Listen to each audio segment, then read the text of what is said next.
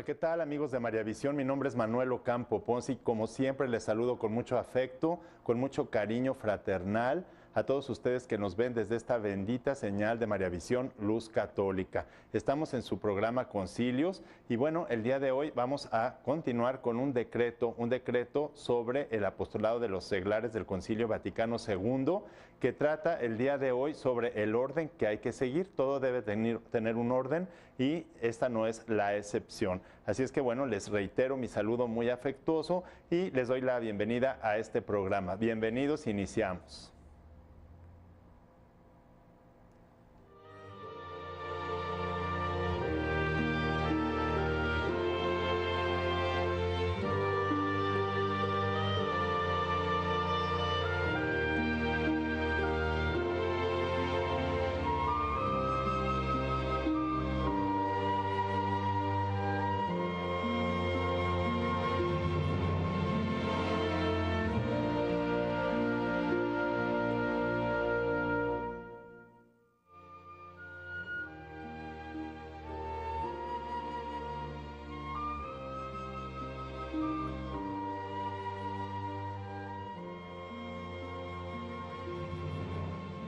Estamos muy contentos aquí con ustedes compartiendo una emisión más de su programa Concilios. El día de hoy, como les decía, bueno, pues vamos a continuar con este decreto. Acuérdense que un concilio ecuménico es una reunión, una asamblea de toda la Iglesia para tratar asuntos sobre todo de doctrina, de fe y de costumbres, de moral. Ha habido 21 concilios ecuménicos, es decir, de toda la Iglesia en la historia de la Iglesia Católica, más el primer concilio de Jerusalén en el año 49. Todavía estaba San Pedro vivo. Bueno, pues este Concilio Vaticano II fue una fuente de mucha riqueza de documentos y dentro de los documentos tenemos los decretos. Este decreto es un decreto sobre el apostolado de los seglares. Seguramente la mayoría de las personas que nos escuchan, que nos ven por esta bendita señal de María Visión, son seglares del siglo, que van con el siglo, que están en el mundo y de acuerdo con la época que les correspondió vivir o que nos correspondió vivir a cada uno. Bueno, pues los seglares, por ser mayoría, pues también tenemos una función muy, muy importante dentro de la Iglesia Católica en lo que es la evangelización y la santificación del mundo. Sin embargo, todo esto debe llevar un orden. Recordemos que la Iglesia Católica es jerárquica, hay una jerarquía en la Iglesia Católica y la jerarquía está encabezada por el obispo de Roma, que en este caso es el Papa. Y luego tenemos a los obispos, que tienen la misma jerarquía, todos los obispos, aunque algunos, llamados cardenales, tienen algunos, es un nombramiento honorífico. No es que tenga un cardenal mayor jerarquía que un obispo, pero sí tiene un reconocimiento mayor por su labor y por el honor que merece por su trayectoria. Tenemos también los arzobispos, dependiendo también del tamaño de las diócesis, de varios factores dentro de la Iglesia Católica que son de cuestión también de índole administrativa. Luego tenemos los presbíteros. Todos los presbíteros tienen también la misma jerarquía, aunque ya sabemos que en las parroquias hay algunos que son párrocos, otros son vicarios, y bueno, así se va dividiendo, aunque todos tienen también la misma jerarquía. Luego vienen los diáconos permanentes, y hay otros diáconos que son los que se van a ordenar al sacerdocio y primero tienen pues aproximadamente entre 6 meses y 1 año de diaconado, y luego los laicos, los seglares. Sin embargo, la fuerza más grande de trabajo en la Iglesia Católica, dentro de la Iglesia Católica, es la de los seglares, porque sin los seglares es imposible el que se logre la obra de evangelización del mundo. Desde el inicio, los que tienen la función de evangelizar las estructuras del mundo, es decir, las estructuras políticas, económicas, sociales, administrativas, técnicas, científicas, artísticas, culturales, familiares, son los seglares, es decir, lo que se conoce como laicos, aunque seglar es más propio, pero bueno, algunos pensarán, ¿qué será eso de seglar? Bueno, los laicos, los que no están ordenados en alguno de estos órdenes de la jerarquía. Dentro de los fieles católicos, los fieles somos todos los bautizados. Hay unos que son obispos, otros presbíteros, otros diáconos, otros son religiosos. Los presbíteros pueden ser del clero regular, es decir, religiosos, o pueden ser del clero secular, que no son religiosos, pero sí son sacerdotes diocesanos. Y lo mismo los laicos. Hay unos que son religiosos, otros pertenecen a prelaturas o pertenecen también a institutos seculares, institutos de vida consagrada, asociaciones de vida apostólica o de derecho pontificio. Hay diferentes formas, de modo que los seglares, el seglar puede trabajar tanto de manera individual como en este tipo de asociaciones en las que por lo general no hay nada más seglares, sino también hay comunión entre seglares y también sacerdotes, es decir, dentro de la jerarquía. Tenemos también algunas órdenes religiosas que no tienen sacerdotes y que tienen puros seglares, pero que son religiosos. De modo que el Espíritu Santo pues va enriqueciendo su iglesia con toda clase de carismas para diferentes personalidades y modos de ser. Lo que sí, nadie queda, ningún bautizado queda excluido del trabajo de evangelización.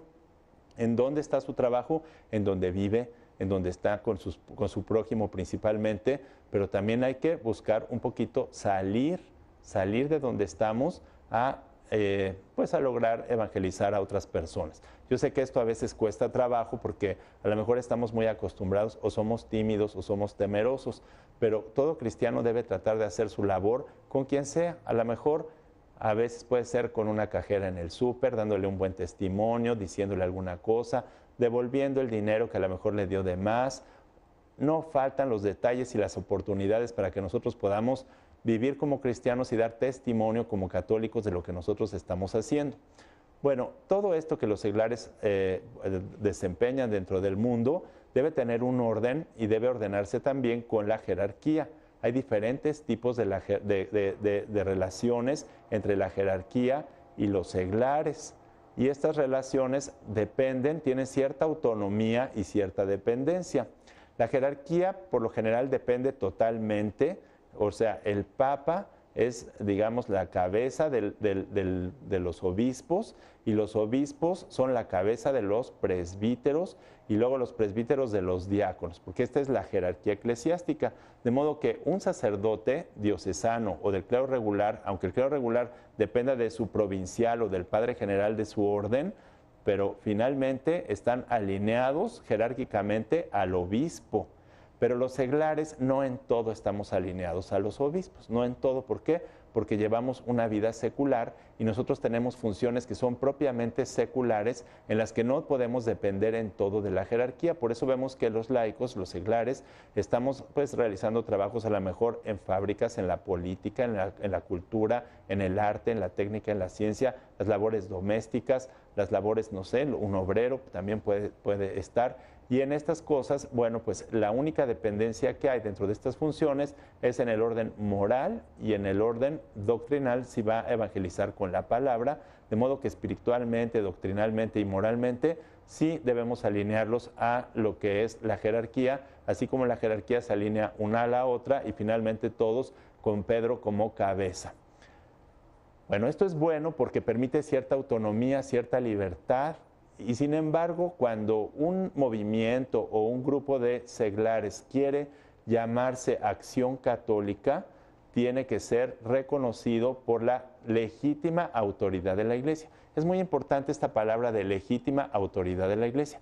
¿Qué es lo que legitima o lo que hace que esta jerarquía sea pues legítima autoridad para poder ordenar o regir, como lo estableció Jesucristo, a un grupo de seglares o aún obras dentro de la misma jerarquía? Son dos cosas. La primera es estar debidamente ordenados, es decir, que tenga una ordenación que respete la sucesión apostólica, que sea ordenado por los medios que permite el Código de Derecho Canónico, para que este orden sacerdotal, diaconal, sacerdotal o de un obispo sea legítimo. Pero no basta con eso, sino que tiene que estar ordenado también doctrinalmente y moralmente, porque ahora tenemos, como hemos tenido a lo largo de la historia, pero ahora se acentúa en algunas ocasiones, obispos que no están en comunión con la doctrina de la Iglesia Católica, o incluso conferencias episcopales completitas que están en contra o que van en contra de la doctrina católica.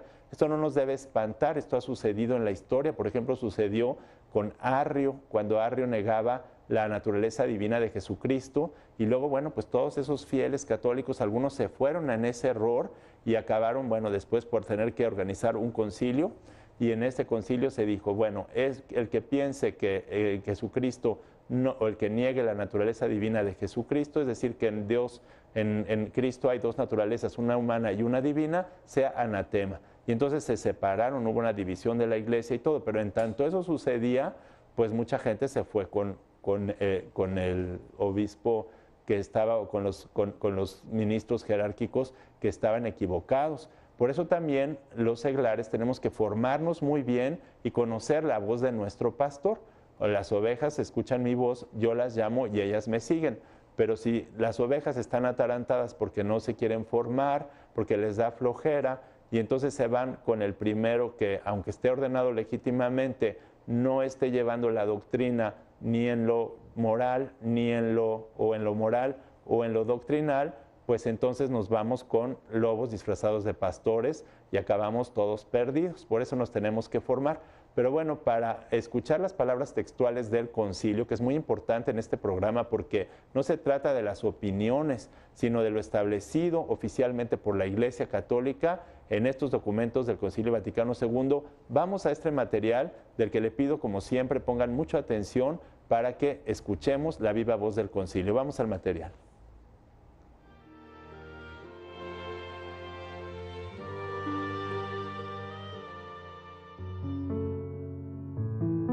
El capítulo 5 del decreto sobre el apostolado de los seglares, Apostolicam Actuositatem, del Concilio Vaticano II, está dedicado al orden que hay que seguir y a partir del número 23 afirma textualmente que el apostolado seglar individual o asociado debe ocupar el lugar que le corresponde en el apostolado cristiano. Más aún, el elemento esencial del apostolado cristiano es la unión con quienes el Espíritu Santo puso para regir su Iglesia. No menos necesaria es la cooperación entre las varias obras de apostolado que la jerarquía debe ordenar de modo conveniente. Porque para promover el espíritu de unidad, a fin de que la caridad fraterna resplandezca en todo el apostolado de la Iglesia, se alcancen los fines comunes y se eviten emulaciones perniciosas, son necesarios el mutuo aprecio de todas las formas de apostolado en la Iglesia y una coordinación adecuada que respete el carácter propio de cada una. Cosa sumamente necesaria, porque la acción particular requiere en la Iglesia la armónica cooperación apostólica del clero secular y regular, de los religiosos y de los seglares. Es misión de la jerarquía fomentar el apostolado seglar, dar los principios y las ayudas espirituales, ordenar el ejercicio del apostolado al bien común de la Iglesia y vigilar para que se cumplan la doctrina y el orden. El apostolado seglar admite varias formas de relaciones con la jerarquía, según las diferentes maneras y objetos de dicho apostolado. Hay en la Iglesia muchas obras apostólicas constituidas por libre elección de los seglares y dirigidas por su prudente juicio. En determinadas circunstancias, la misión de la Iglesia puede cumplirse mejor con estas obras, y por ello, no es raro que la jerarquía las alabe o recomiende. Ninguna obra, sin embargo, debe arrogarse el nombre de católica sin el asentimiento de la legítima autoridad eclesiástica. La jerarquía reconoce explícitamente de distintas maneras algunas formas de apostolado seglar. Puede, además, la autoridad eclesiástica, por exigencias del bien común de la Iglesia, elegir de entre las asociaciones y obras apostólicas que tienden inmediatamente a un fin espiritual, algunas de ellas, y promoverlas de modo peculiar, asumiendo respecto de ellas responsabilidad especial. De esta manera, la jerarquía ordenando el apostolado de manera diversa, según las circunstancias, se asocia más estrechamente alguna de estas formas de apostolado a su propia misión apostólica, conservando, no obstante, la propia naturaleza y peculiaridad de cada una, sin privar por ello a los seglares de su necesaria facultad de obrar por propia iniciativa. Este acto de la jerarquía recibe en varios documentos eclesiásticos el nombre de mandato. Por último, la jerarquía encomienda a los seglares ciertas funciones que están más estrechamente unidas a los deberes de los pastores, como por ejemplo, en la explicación de la doctrina cristiana, en determinados actos litúrgicos y en la cura de almas. En virtud de esta misión, los seglares, en cuanto al ejercicio de tales tareas, quedan plenamente sometidos a la dirección superior de la Iglesia. En lo que atañe a obras e instituciones del orden temporal, la función de la jerarquía eclesiástica es enseñar e interpretar auténticamente los principios morales que deben observarse en las cosas temporales. Tiene también el derecho de juzgar, tras madura consideración previa y con la ayuda de peritos, acerca de la conformidad de tales obras e instituciones con los principios morales y decidir cuanto sea necesario para salvaguardar y promover los fines de orden sobrenatural.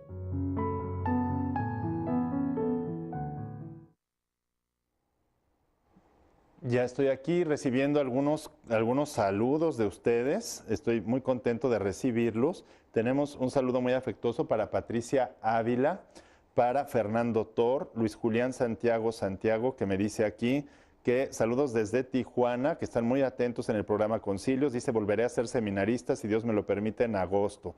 Pues mucho ánimo y mucho éxito a Luis Julián Santiago. Y también a Rubén Luna, Rito Padilla García, Sol Alvarado, Yuli Salazar Cárdenas de Monclova, César Dávila, Lucy Clemente Ramírez, Ígera Ría, al padre Vicente Saucedo, que es el capellán de la Universidad Panamericana. Un saludo muy afectuoso para toda la comunidad de la Universidad Panamericana. Margarita Gaetán Sistos, bueno, y aquí tengo otros más que iré mencionando durante el programa. Bueno, pues un saludo. A mí también me gusta mucho recibir sus comentarios, sus aportaciones a este programa, porque así lo hacemos entre todos y lo vamos enriqueciendo. Pero bueno, no sé si ustedes escucharon bien cómo se ve que hay cierta autonomía y cierta dependencia de la jerarquía, que en algunas ocasiones tiene hasta el carácter de mandato. Es decir, para que una acción sea católica, tiene que estar autorizada por la autoridad legítima para que se diga esto. Y entonces encontramos, por ejemplo, algunas universidades o algunos institutos de formación que, aunque son dirigidos prácticamente por órdenes religiosas o por algunas agrupaciones religiosas, que sí, esas agrupaciones están debidamente legalizadas, pero estas instituciones de apostolado, colegios, universidades o institutos de formación no se pueden llamar católicos porque no están autorizados por la Iglesia Católica. Bueno, en esto hay que tener también mucho cuidado, porque nosotros vemos que esta es una universidad que está fundada por los sacerdotes o religiosos de tal o cual orden, y resulta que se enseña toda la doctrina al revés en esta institución religiosa. Bueno, por un lado hay que ver que esa institución no está legítimamente autorizada para denominarse Acción Católica, y entonces, por lo mismo, no se puede llamar universidad católica, a lo mejor de inspiración cristiana o de valores cristianos, o que promueve un humanismo cristiano católico, lo que sea, pero no se puede decir que sea una universidad católica. Y entonces hay que tener cuidado, porque podemos encontrar, yendo a buscar una doctrina adecuada, y encontrar todo lo contrario. Bueno, algo todavía más grave es que algunas sí son universidades católicas debidamente constituidas como tales, o incluso universidades pontificias. Estas universidades pontificias, que se encuentran pues extendidas por todas partes del mundo, también estas sí tienen la facultad de ser católicas, pero lamentabilísimamente hay que reconocer que estas universidades tampoco son garantía de buena doctrina, al menos en este contexto histórico que nos está tocando vivir. ¿Y esto qué hace? Bueno, que los seglares tengamos que tener mucha formación y mucho cuidado de dónde mandamos a formar a nuestros hijos, a los colegios o instituciones que se denominen como cristianas o católicas, o incluso a dónde vamos nosotros a formarnos, porque hay una exigencia muy grande de formación de los seglares, porque sin una formación profunda, fíjense, el seglar, cualquiera pensaría que un seglar no tiene que formarse tanto como un sacerdote, como un religioso o como un obispo, pero es todo lo contrario, ¿sí? Porque el seglar tiene que conocer perfectamente la doctrina católica para poderla vivir y además predicar con el ejemplo y con la palabra, pero además tiene que ser experto en su área, en el área profesional, en el área que se encuentre haciendo su apostolado. Entonces, pues se requiere una exigencia muy grande. Pero bueno, vamos a un corte, regresamos, no se vayan, continuamos.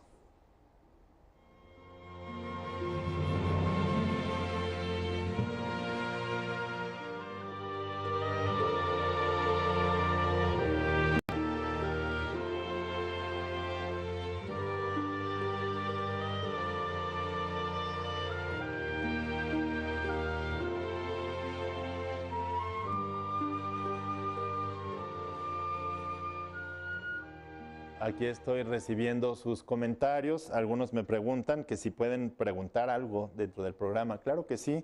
No, anímense a preguntar. Desde luego, aquí yo recibo y cuando reciba sus preguntas las podemos pasar al aire.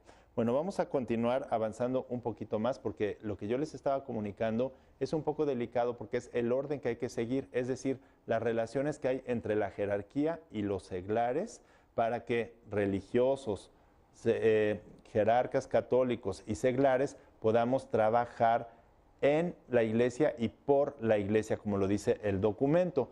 Sin embargo, los contextos históricos van cambiando y el que nos ha tocado en el Concilio Vaticano II y el que tenemos ahora son en parte igual y en parte distintos.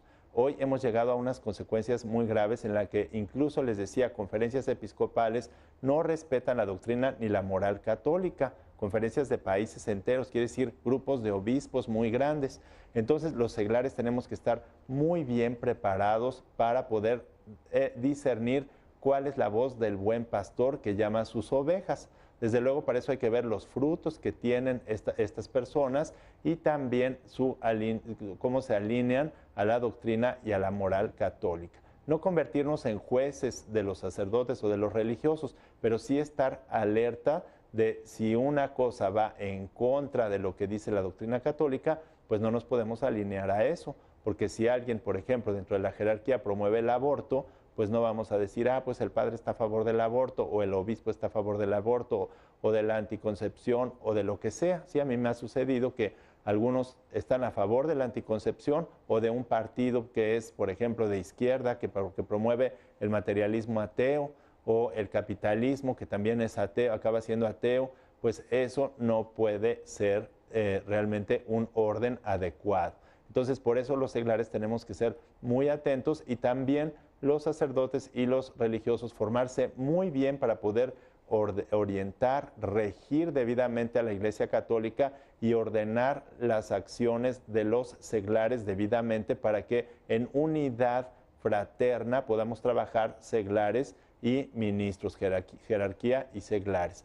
Por eso es que también los jerarcas, pues es importante que sean congruentes con su vida y que si realmente no tenían vocación, porque hay muchos que no tenían vocación y están adentro por necesidad y porque así se fueron dejando llevar hasta la ordenación y luego ya adentro se sienten frustrados y empiezan a tener pues a lo mejor otras situaciones de dobles vidas o de cuestiones extrañas.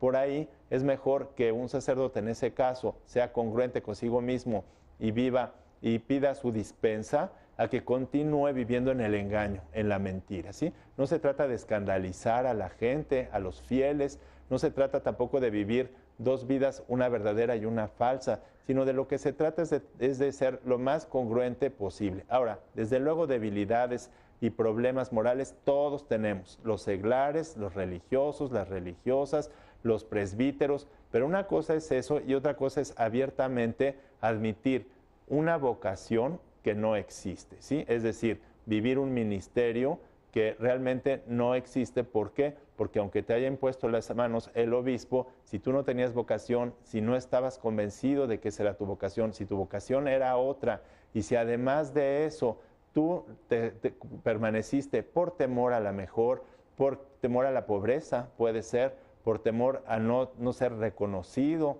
dentro de tu grupo social, a situaciones de miseria incluso, bueno, pues entonces no puedes continuar de esa manera y es mejor una buena dispensa que estar viviendo en una mentira, en un engaño que después se va viendo poco a poco. Hace poco salían unos artículos en un portal de noticias internacionales católicas muy importante a nivel mundial y salía la vida de un sacerdote que finalmente pues, pidió una dispensa para poderse casar y tener hijos, y de otro sacerdote que da su testimonio y que dice, yo rechacé al demonio y sí continué, ¿no? Continué por la vida del sacerdocio. Bueno, pues habría que ver con quién rechazó al demonio y quién no. A lo mejor el presbítero, aunque sea tarde, descubrió que su vocación era la de formar una familia y eso es más legítimo que decir, bueno, no, yo sigo en el engaño y entonces formo la familia y continúo con el ministerio.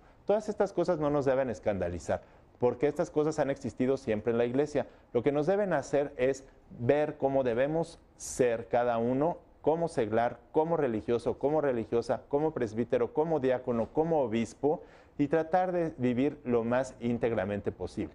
Ya se sabe que la perfección no se alcanza en esta vida porque eso es un proceso que se logra hasta el cielo, ¿sí? Es cuando vamos a alcanzar esa perfección, pero dentro de nuestra situación personal, pues tratar de buscar cuál es la voluntad de Dios y qué es lo que nos pide y tratar de ser congruentes con lo que nos va pidiendo lo más posible. Y si nos damos cuenta que eso no era, pues nunca es tarde, nunca, ni el último día de nuestra vida para rectificar el camino. Los seglares tenemos que estar muy atentos, tenemos que formarnos muy bien, porque como les estaba diciendo, pareciera que los presbíteros son los que se tienen que formar y 10 años de formación, pero el seglar, como lo dice el documento y lo dice más adelante, va a tener que formarse muy bien para poder transmitir por la palabra, por las obras y además santificar con su ejemplo y con su apostolado todas las estructuras del mundo, cosa que no les compete a los sacerdotes, porque no pueden estar metidos en la política, en la ciencia, en la técnica y en todo, realizando y descuidando lo que es su función de cura de almas, que también los seglares pueden participar en la cura de almas, pero el sacerdote más bien de regir, de administrar los sacramentos, que eso no lo puede hacer el laico, y santificar a través de la liturgia y de los sacramentos las estructuras del mundo, eso desde su ministerio. Pero el seglar dentro de las estructuras del mundo lo tiene que hacer. Entonces, hay que unir sin confundir y distinguir sin separar totalmente jerarquía de laicos. Tiene que haber una sana dependencia y una sana independencia para que haya apostolado. Vamos a continuar un poco más con el documento para que ustedes vayan viendo las palabras textuales que dice el Concilio Vaticano II. Pongan mucha atención.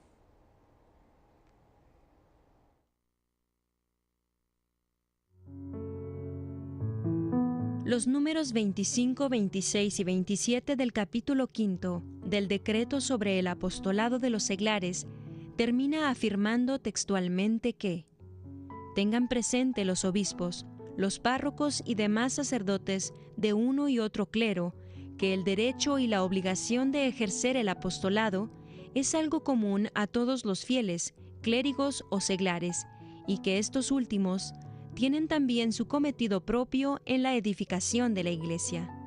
Trabajen, por ello, fraternalmente con los seglares en la Iglesia y por la Iglesia, y dedíquenles especial atención en sus obras apostólicas.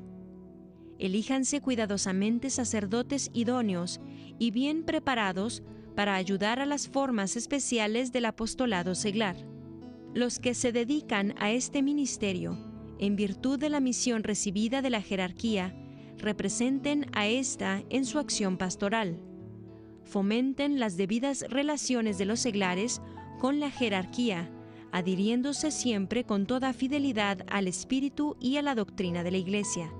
Conságrense plenamente a alimentar la vida espiritual y el sentido apostólico de las asociaciones católicas que se les han encomendado. Asistan con sus sabios consejos al dinamismo apostólico de los seglares y fomenten sus obras.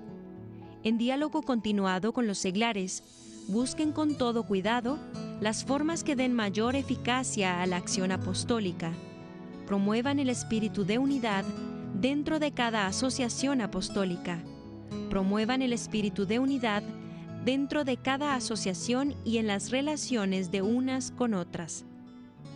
Por último, los religiosos hermanos o hermanas aprecien las obras apostólicas de los seglares, entréguense gustosamente, según el espíritu y las normas de su instituto, a favorecer las obras de los seglares. Procuren sostener, ayudar y completar los ministerios sacerdotales.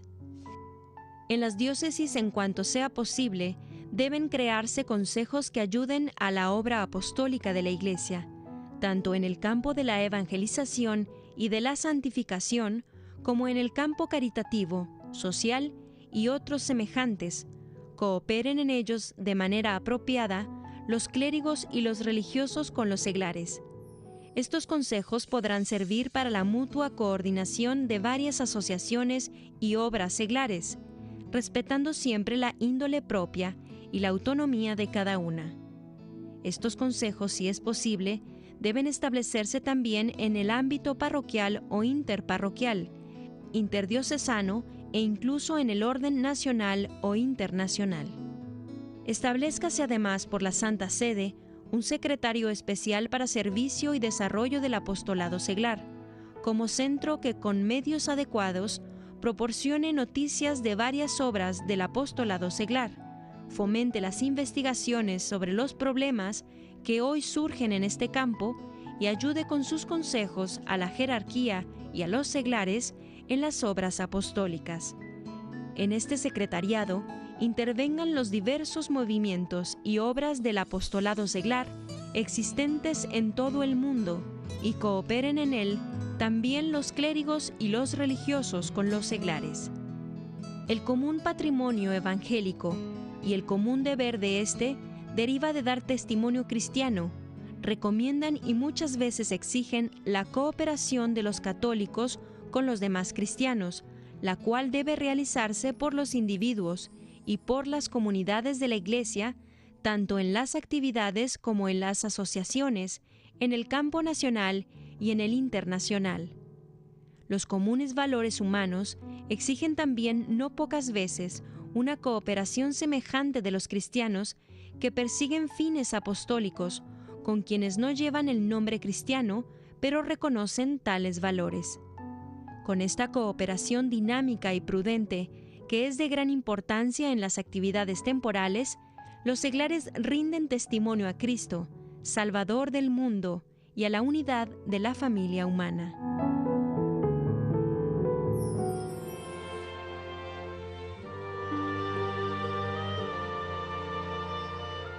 Aquí estoy viendo ya un muy buen programa, dice, saludo de parte de Marta, dice, un saludo de parte de los catecúmenos de Banderilla, Veracruz.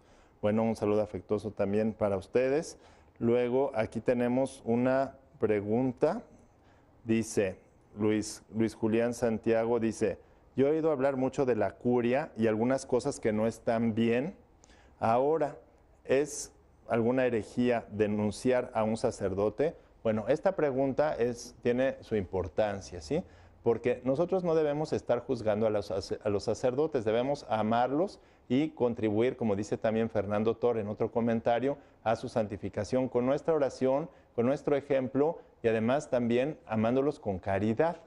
Sin embargo, cuando nosotros vemos que algún sacerdote realiza una acción que va en contra de la comunión con la Iglesia Católica o que predica en contra de la Iglesia Católica, sea sacerdote, sea diácona, sea obispo, nosotros tenemos que denunciarlo, pero con la autoridad competente. No debemos estarlo comentando con toda la comunidad, porque eso se llama murmuración y también puede ser una difamación en este caso, ¿sí? Cuando se exhibe algo de la vida privada, aunque sea cierto, con los demás se hace público, eso es una difamación. Entonces, tenemos que tener mucho cuidado en estos casos. Y sobre todo no mencionar nombres ni apellidos, porque eso es muy grave, pero sí con la autoridad competente. La autoridad competente es la que tiene la facultad y entonces se le pasa el reporte y nada más, ¿sí? A nosotros no nos compete ver si eso se le da seguimiento, si no se le da seguimiento, si se hace, si queda impune, si no queda impune. Eso no nos compete a nosotros. Nosotros cumplimos con Dios, con nuestra oración, con nuestros sacrificios por esa persona y tratando de vivir con unidad y tratándolo como un hermano y con caridad también. Y luego ya nuestra denuncia con la autoridad competente y con nadie más, absolutamente con nadie más. Porque eso de estar también publicando cosas, ¿verdad?, que van en contra de tales o cuales sacerdotes o religiosas o religiosos, eso es muy negativo. Otra cosa muy distinta es que estemos atentos y que oigamos la voz del pastor, del buen pastor que cuida sus ovejas y que no nos dejemos llevar por lobos. Eso es otra cosa muy distinta, porque también, como les decía, si algún ministro o algún laico también puede ser, está promoviendo cosas que van o algún seglar en contra de la doctrina cristiana, pues no lo podemos seguir. O en alguna institución, por ejemplo, hay instituciones de inspiración cristiana, les decía yo, que pueden ser universidades, colegios, si ahí tienen seglares o religiosos o religiosas o presbíteros que van en contra de la doctrina, pues en ese momento ya no están en comunión con la Iglesia Católica y nosotros tenemos que aprender a discernir. Y les decía, esto no nos debe escandalizar porque ha existido siempre e incluso en la historia ha habido papas también que están en contra de la doctrina católica. ¿Cómo ven esto? Y sin embargo la Iglesia sigue siendo una santa, católica y apostólica. ¿Por qué es esto? Porque la unidad lo da la cabeza, que es Jesucristo, y el Espíritu Santo que unifica y vivifica a la Iglesia, no por los que nos podemos portar mal en algún momento o estar desviados de nuestra doctrina en algún momento. Eso no es lo que le da la unidad a la Iglesia, sino Cristo como cabeza y el Espíritu Santo como alma que unifica y vivifica al cuerpo de Cristo. Bueno, otra cosa muy importante es, nosotros comprender que es santa también porque Cristo, su fundador, es santo. Por eso es santa la Iglesia. Es católica porque es para todos, es universal, y es apostólica porque el mismo Jesucristo la fundó así. Fundó a los 12 apóstoles y de ahí viene toda la sucesión apostólica hasta nuestros días. Pero esto no significa que no pueda haber un papa que sea apóstata. La apostasía es cuando se niegan las verdades de fe. Cuando una persona niega todo el contenido de la fe, se llama apóstata. Cuando nada más niega un artículo de la fe, se llama hereje. Aunque realmente la herejía en el fondo coincide con la apostasía, porque quien no cree una cosa, por ejemplo, hay quien dice, yo creo en todo menos en la Virgen María. Bueno, pues ya realmente esa herejía es muy grande y entonces se convierte en apostasía, porque si no crees en una cosa, quiere decir que no crees en todo lo que Dios nos ha revelado y por lo mismo no confías en lo que Dios nos dijo y por lo mismo pues ya acaba siendo una apóstata esta persona.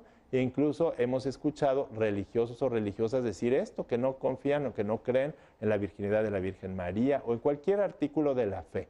Y entonces por eso debemos tener muchísimo cuidado hoy y estar muy alertas y no perder nosotros como seglares la brújula, es decir, saber que Dios está respaldando su iglesia y que ésta va a prevalecer hasta el fin del mundo y por eso nosotros debemos permanecer unidos aunque veamos los peores escándalos, aunque parezca que todo se desmorona, porque el maligno trata de confundirnos, ¿sí? Y siempre está buscando atacar y nos ataca a unos y a otros que nos debilitamos por momentos y entonces se aprovecha, ¿sí? ¿Para qué? Para hacer mucho daño.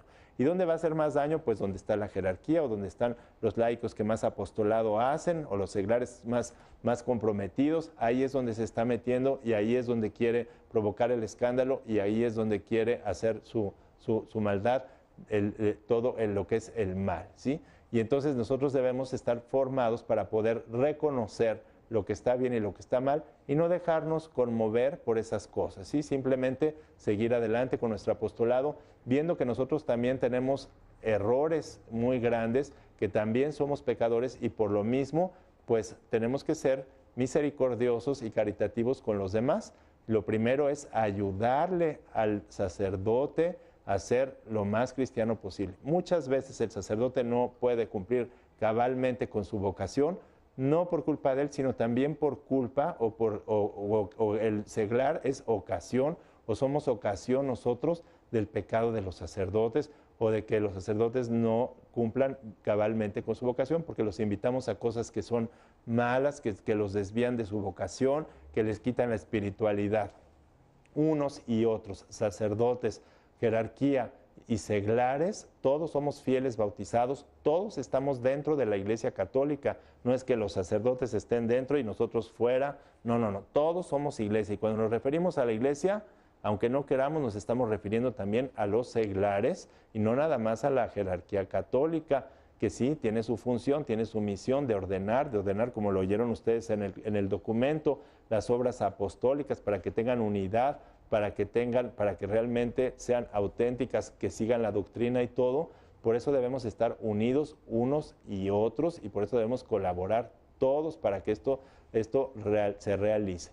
Pero también estar alertas de que somos débiles, que esta iglesia peregrinante no es perfecta y que en un momento dado, si alguien definitivamente no es congruente o no puede alinearse según su estado a lo que Dios nos está pidiendo, bueno, pues con humildad, ¿verdad? Siempre hay momento para recapacitar, para redirigir dentro de lo lícito, ¿sí? Por eso hay un código de derecho canónico, por eso hay normas establecidas en la iglesia que tiene una sabiduría pues de 2 milenios y de todo lo que ha sucedido y que tiene contemplados estos casos precisamente para que tanto seglares como ministros pues puedan enderezar sus caminos. Desde luego, lo principal, el sacramento de la reconciliación, los demás sacramentos, el de la Eucaristía, que es el centro de todos los sacramentos, y también, bueno, pues la oración, que es tan importante, la vida interior, la vida espiritual.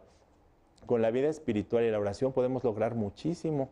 Ha habido santas como Santa Teresita, pues Santa Teresita se convirtió en patrona de las misiones y simplemente desde su convento de clausura con la oración. Con la oración podemos cambiar. Los sacerdotes, las religiosas y los seglares necesitamos mucha oración, unos por otros. Qué bonito un sacerdote orando por los fieles seglares. Y qué bonito que los seglares oren por los fieles ministros, ¿sí?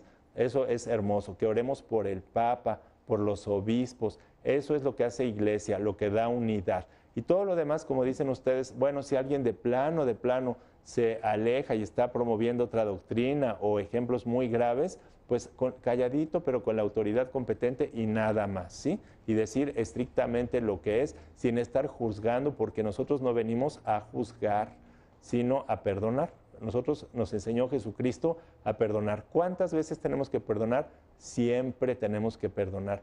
Aunque nos hagan las peores cosas, yo les digo a mis alumnos en la universidad, ¿te vas a casar? Sí. ¿Y amas mucho? Sí. ¿Y estás dispuesto a perdonar todo? No. Entonces no te cases. Si no estás dispuesto a perdonar todo, no te cases. No podemos vivir si no estamos dispuestos a perdonar, porque Jesucristo nos perdona absolutamente todo, ¿sí? Con humildad vamos y nos hincamos y hacemos un acto mínimo, ¿verdad?, de arrepentimiento, porque ni siquiera tiene que ser un arrepentimiento enorme y una contrición tan grande, sino con que estemos suficientemente arrepentidos, digamos bien nuestros pecados y cumplamos con la penitencia, Dios nos perdona. Fíjense cómo es esto. Y entonces nosotros debemos estar por lo mismo siempre dispuestos a perdonarnos unos a otros, más que estar viendo la paja en el ojo ajeno y como una actitud que son a veces actitudes farisaicas. Pues es así como hemos llegado al final de este programa. El tiempo vuela, pero bueno, yo estuve contentísimo de que nos abra usted su hogar, que nos abra la puerta de su hogar para poder entrar a través de esta señal de María Visión Luz Católica, y les invito a que continúen con la programación. Muchas gracias por su atención.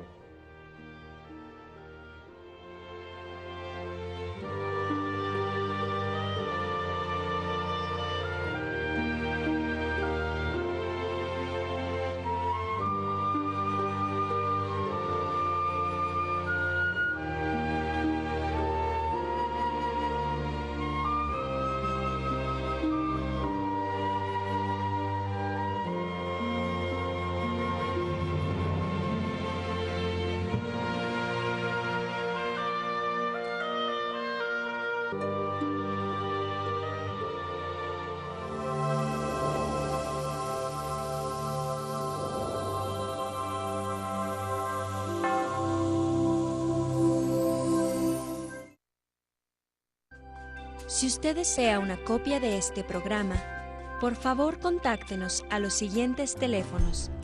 Desde el extranjero, Marque 0052 33 3770 1814 y del interior de la República Mexicana al 01900 849 3507 o escríbenos a nuestro correo electrónico tiendavirtual@mariavision.com y visita nuestra página web www.mariavision.com.